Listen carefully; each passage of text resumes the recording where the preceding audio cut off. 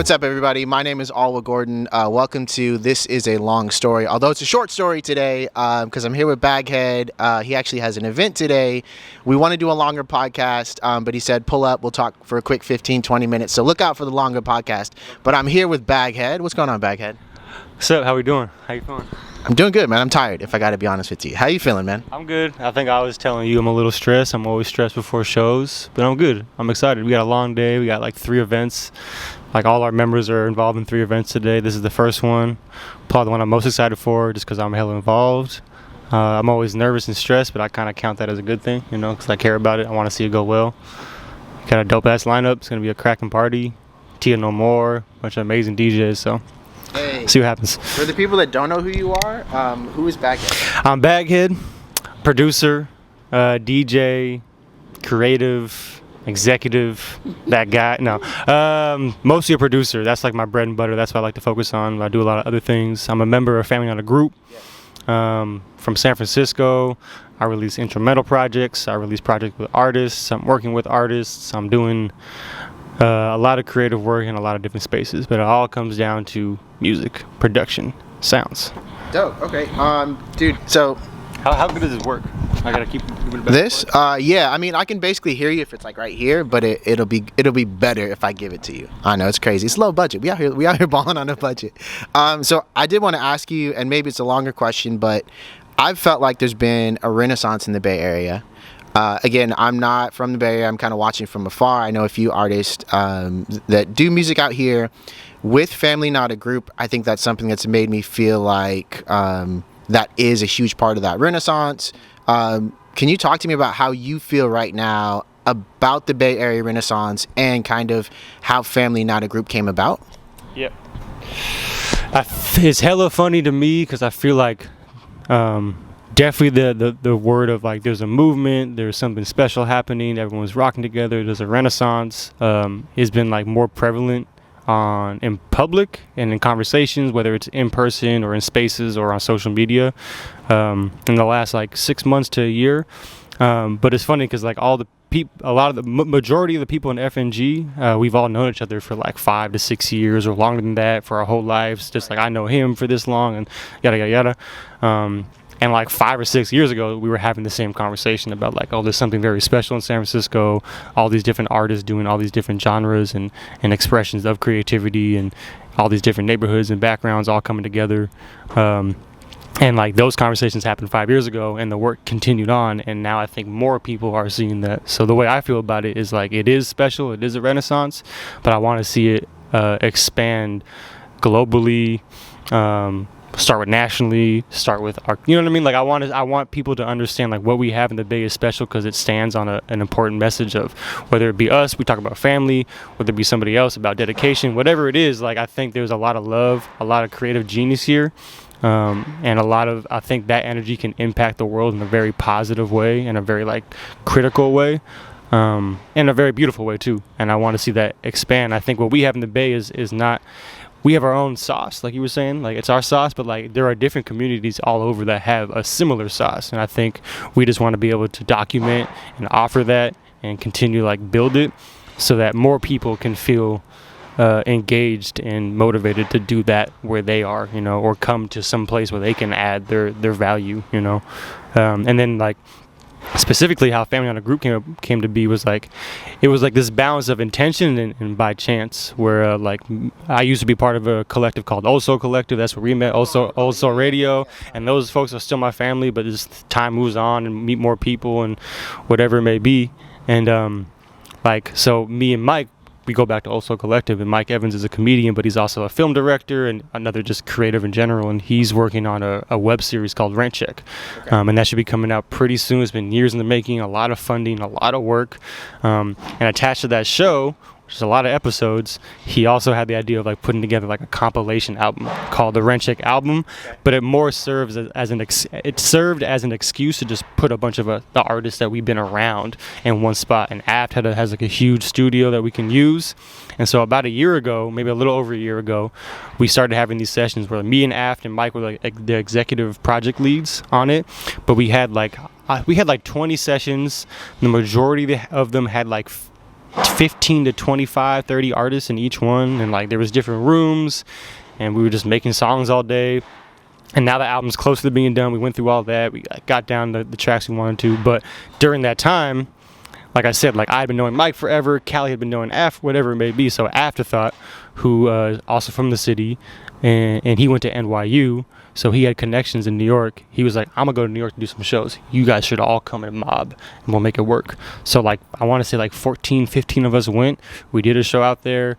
The energy was really beautiful. It was like hella fun. A lot of just like being goofy. And watching it. Like, it was, yeah, we were just like, it was like hella exciting because like it's something we had dreamed about, and then it was real life. And it wasn't like, I think oftentimes we think about our dreams coming true. It's like a label signs you and you're on it's like, no, you got to make that shit fucking happen. So we just went out there on our own budget, did a show, stayed in an Airbnb, made music, made more connections, and packed the show out.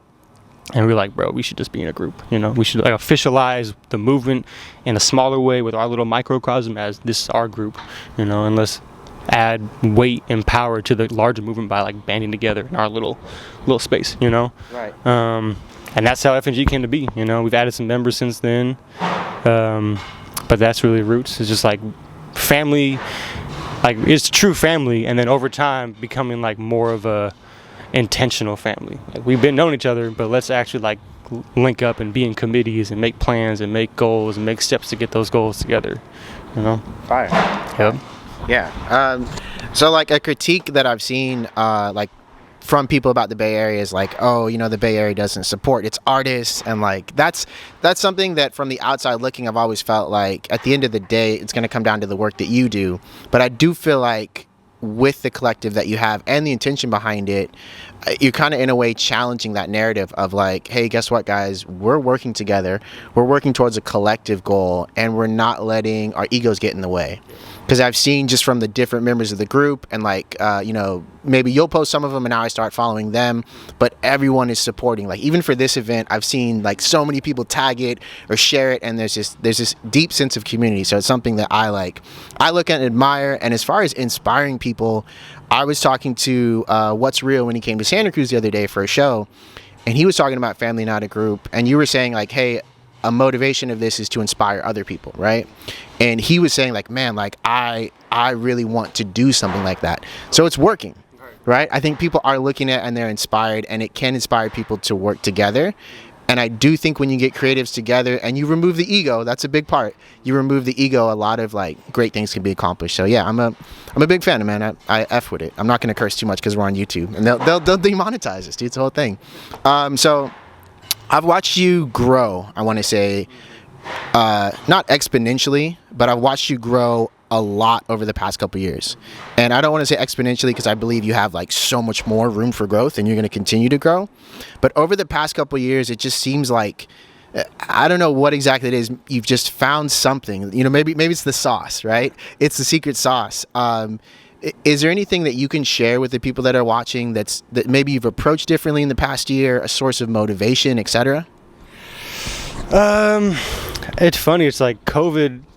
Like I've been working hard on music. Like I started. I'm 26. I started producing when I was 16, so it's 10 years now. 10 years ago. But I feel like the amount of effort I put in, like you said, has grown exponentially in the last 2 to 3 years, and it kind of starts around COVID. Okay. Like before COVID, I had the same job.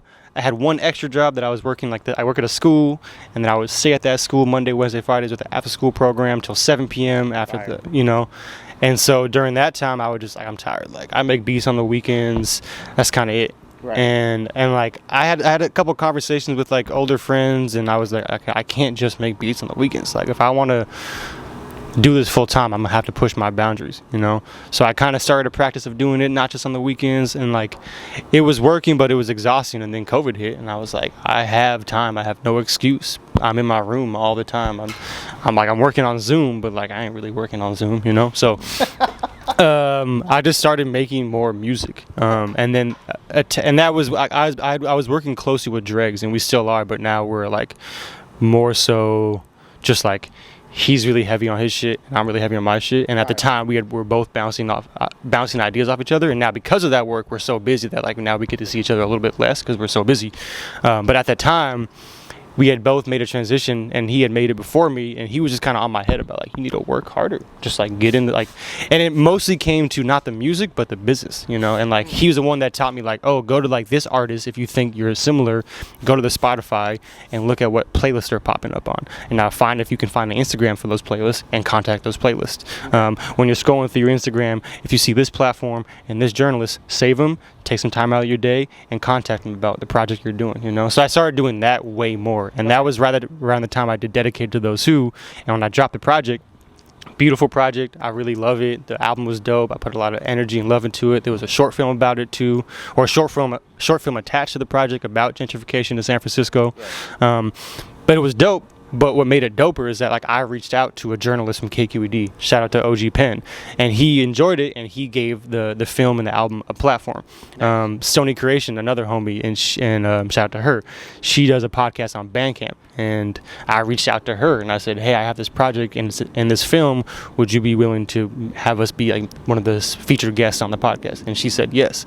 So not only was I making more music consistently, I was like treating myself as a professional, like, okay, I have to be my own A&R, I have to be my own publicist, I have to be my own manager, I have to be my own tour booking agent, you know, and like reaching out for everything that I wanted myself. And through that, some things came to me, but a lot of my biggest opportunities in the last 2-3 years have come from me reaching out, you know.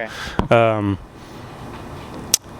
And I think that's like the real seed of my growth, is just like intentionally putting the action there. Like that you talked about, taking the ego out, and it's like, in my perspective, like I can never really remove my ego, but my actions can say I'm keeping it in check, you know. Because like, we're not like, especially on social media, like every day I scroll and I see like, oh, they got a dub, they got a dub, they got a dub, they got a dub, and I'm like, fuck, how many dubs do I even really have, you know? So instead of like, and like when that energy builds up, it becomes like you can easily choose like, oh, they're just doing this, they just know that person, so that's why that, and like actually I don't even, and in my head I'm like, no, like hell no, like I like what they're doing, I want that, I have to get back to work. I've seen Alchemist talk about it too. He's just like, and I think Ghazi too, it's like, you know, like just put your head down, do a bunch of stuff, and lift your head up. I'm like, oh, I got some weight now, I got this thing and that thing, and then put your head back down and continue to work. And I've seen you grow too, you know. I've seen, like, we met each other when I want to say like I'm 26, probably when I was like 20, 21, you know. Maybe 22, I don't know, but like, you know, I've seen like the opportunities you're getting grow. I've seen the overall quality in the music and the content and like the creativity grow and become more like specific to you. And I think that's big. Like, it's not just about getting better, it's about like, and that's the one thing I can really stand on. Like, obviously I want to be the best and I have that intention, but I feel like confident and I want to continue on and get farther into this journey. But I have a sound that is very specific to me, you know. And like, and it's clear like I'm influenced by Dilla and Madlib and New York hip hop and by Kenny Beats and Monte, like all this stuff. If you know music enough to like, you'll see the influence, but I think you can also hear that like I have my own sound. And that's just come from me just continuing on. And that's really the only advice I can offer people, is just like, if you want it, you just have to start and then don't stop, you know, and try stuff out, make yourself uncomfortable, reach out, ask for opportunities, work really hard. Like, if you feel like you want to watch TV, don't, maybe for an hour, you know. And like, I still have that issue. Like, I still like get off work and I'm like, oh, I'll watch TV for an hour and then I'll work on music. And I think it's important not to burn out. You need to give yourself rest. And it's just a tricky balance. And like, I don't have any answer, because I still, in my eyes, I'm on the ground, you know.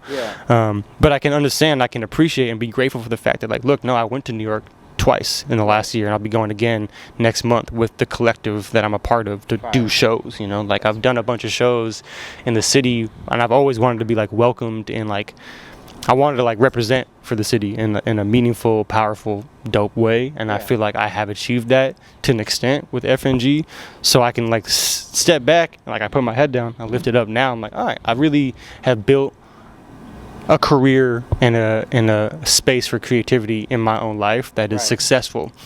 Now I want more, you know, and I want to be able to like pinpoint what is the message, what is the intention, what is the impact, what are the goals, you know, and just continue on that path, you know, because I feel like I'm just getting started. And that's kind of my headspace too, is I'm always just like, I ain't done shit. I haven't done anything, man. Like, I'm not. And that's the balance, is like, like, want more but don't hate on yourself. But I kind of like, I struggle with that too, Right. I'm always like, oh, I'm not that good, like, I'm not doing enough, I'm not doing this, that, and the third. And just trying to like maneuver that into a way where it's like, you want more and be grateful for what you have and be proud of yourself, but you can always get better, that kind of thing. Definitely. Yeah, man, that's fire. I think 50 Cent said something in this book, and I highly recommend, if you're an artist watching this, that you read the book. I forget the name of it. I think it's Hustle Harder, Hustle Smarter. But he was talking about how some people can adopt, similar to what you're saying, they're scrolling through social media and they're like, oh, this dude's winning. This dude's winning. Well, man, it's just because of this. It's just because of that. And what he was saying is that you have to know your value, but don't take it personal when people don't give you what you're worth. And that's one of the biggest things for me that like was a big shift mentally, was like, as artists, I think we might struggle with sense of confidence, but I feel like we all have this piece of us that's like, I know I have something special. I may not be able to present it all the time, but I have something special. And the key is just not being discouraged when you have this gift, which really is you, and you're offering that gift in the world and it's being turned down, right? And often I think we don't necessarily get what we're worth, we get what we work for, right? And I think that's a big part of what you're saying, is like, hey dude, like, a lot of my movement and traction changed when I put my head down and focused on, okay, the music is there, now what else can I do to enhance the business side? I think that's something super crucial. We only have a couple more minutes, so I'm going to ask you one final question. It's a big question, so take as much time as you want to answer it. What do you think, or what would you like to see your legacy being that you leave in music? I know, you got 3 minutes, man. No. What would I like my legacy to be? I feel like my legacy in music is going to attach to what I want my legacy to be, period. Like, there's often times in my head where I feel like music is everything to me. And I've been trying to figure it out, like, is it everything to me, or is it my main, my main way to communicate to the world, and like, because I've been doing like, it's content world, so the content I've been doing, not that much quite yet, but a couple that had dope attraction is, I've been like, it's my beat, and then I talk about like moments in history where there was radical resistance. You're watching that, dude. That's fire. And like, that's part of like, I have that background where I went to SF State and I studied ethnic studies, and I didn't know what ethnic studies was until I got to SF State.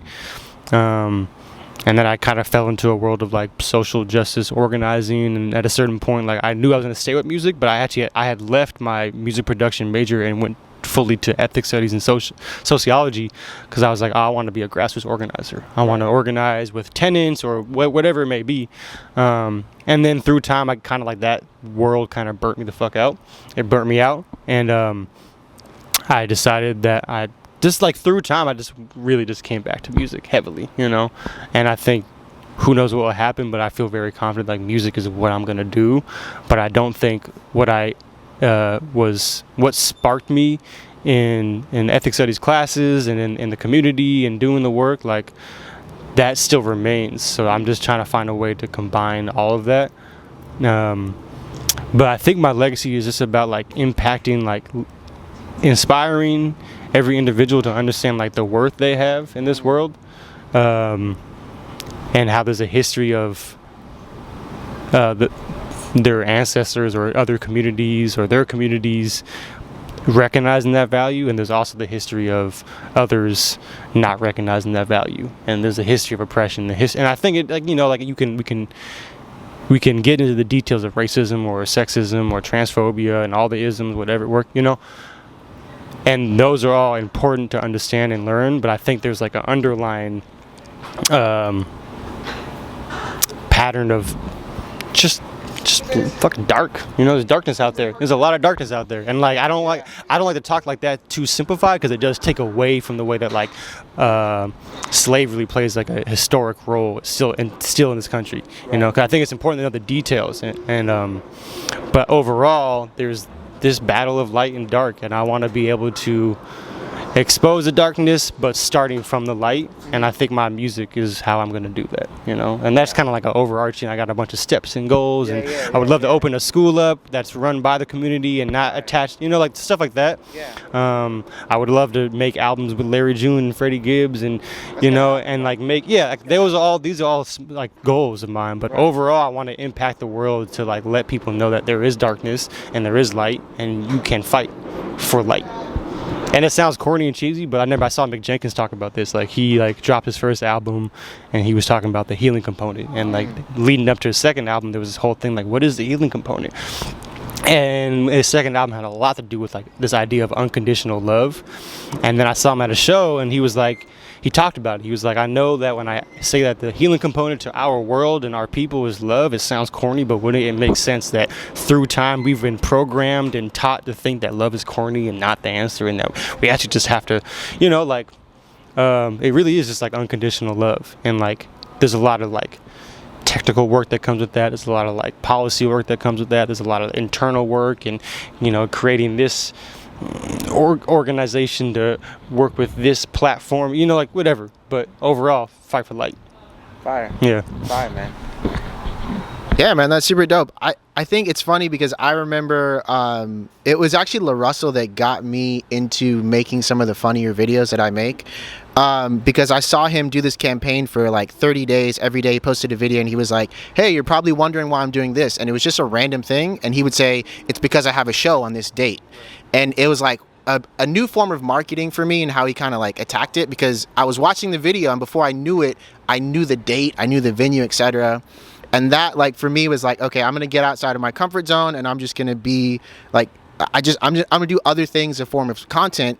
And I remember someone sent me a message and was like, hey, like, I really like your funny videos, but just be careful, because you don't want people to just like only follow you for that. And in my head I was like, but it's me. It doesn't matter what I do. My message, like, across any platform, if it's a joke, if it's a podcast, if it's music, if it's just me being me, it's all the same message, right? And I think that's kind of what you're saying is like, you know, music is the medium for right now, but the message is going to be portrayed through so many other things. Fire. Baghead, thank you so much. I know you got to finish setting up, man. We'll catch you next time.